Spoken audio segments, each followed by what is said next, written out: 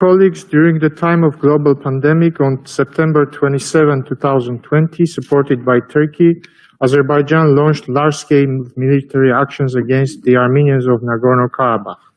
This offensive was accompanied by deliberate targeting and indiscriminate shelling of civilian settlements and infrastructures, churches, objects of cultural heritage with a wide range of weapons, including banned weaponry such as cluster bombs and weapons containing white phosphorus. This aggression resulted in a 44-day full-scale war. The people of Nagorno-Karabakh were attacked not only by the Azeri armed forces, but also mercenaries and foreign terrorist fighters deployed by Turkey to the conflict zone from the Middle East. This fact has been reported by the leaders and state security agencies of France, Russia, and the United States, international media, human rights watchdogs. This war saw most vicious war crimes and crimes against humanity committed by Azerbaijani armed forces and their terrorist allies. Numerous photos and videos have been released from Azerbaijani social media sources illustrating violence and ill treatment towards the Armenian prisoners of war and their executions, brutal beheadings and mutilations of corpses. The captured foreign terrorist fighters confessed that they were deployed from the Turkish-occupied northern Syria to kill Armenian infidels, and that they were promised an additional sum for each beheading. These war crimes are the logical continuation of the hate policy against ethnic Armenians that bears systemic nature in Azerbaijan. Today, after the military hostilities have stopped, the most urgent humanitarian issue is the release and repatriation of the Armenian prisoners of war captured by Azerbaijan. The trilateral statement that stopped the hostilities, inter alia, requires the exchange of all the prisoners of war, hostages, and other detained persons and bodies of the dead. After the initial round of exchange of prisoners, hostages, and other detained persons, however, which should have happened on the agreed all-for-all principles, Azerbaijan has been refusing to complete the process under various pretexts, and up to this date refuses to grant the International Committee of Red Cross access to all persons protected by the 1949 Geneva Conventions. Furthermore, 1 month after the trilateral statement entered into force, Azerbaijan launched a new military aggression in the Hadrut region of Nagorno-Karabakh and captured additional prisoners of war. The Azerbaijani side immediately announced the beginning of criminal prosecution against the newly captured, not recognizing them as prisoners of war. Colleagues, Azerbaijan is not getting ready for a peaceful coexistence with Armenians and continues to pose a direct genocidal threat to physical security of Armenians in Nagorno-Karabakh.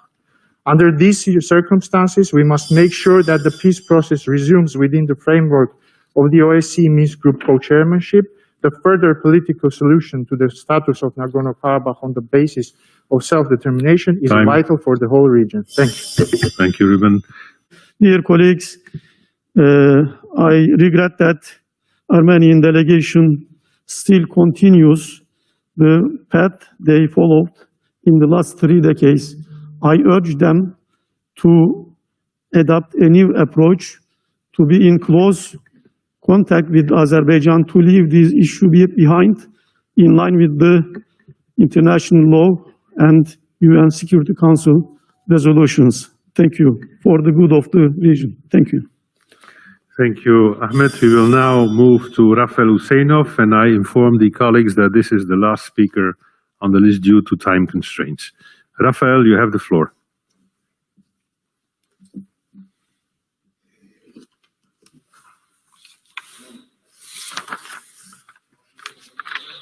Not this microphone. Thank you, Chair, dear colleagues. Today is a historic day in many respects. Above all, this is a historic day because after a sad break in the year, we are finally together in Strasbourg again and gathered again in this hall, which is native to us. The main thing that makes this day historic for me and the Azerbaijani delegation is the event that happened here exactly 20 years ago. On January 25, 2001, the flag of Azerbaijan was added to the list of flags in front of the building of the Council of Europe, and as equal members of this prestigious organization, we start our journey. Today's Azerbaijan is very different from the Azerbaijan of that time. At that time, our restored independence that was advancing by overcoming difficulties was 9 years old. This year, we will celebrate the 30th anniversary of the independence of our strong and developed state that is moving forward tomorrow with confidence. Over the past years, Azerbaijan has made great strides in strengthening the rule of law, human rights, and creating democratic institutions in the country. In all these, the invaluable lessons of the Council of Europe family and the path we have traveled together occupy a special place.